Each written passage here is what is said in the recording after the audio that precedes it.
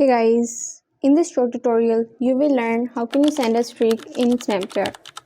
So make sure you watch the video till end so you can understand each and every step. So let's start the video. Just open your Snapchat in your mobile phone. Here you can see this filter line on the screen. You have to just choose a filter in which you want to make a streak. So make a picture of a scene which you want to send as a streak. So for example, I make a picture of this candle.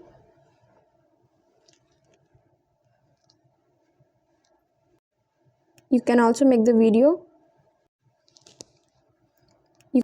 I'm muting this because I am recording this. Here you have to click on this send to option. Just select the friends to which you want to send this video.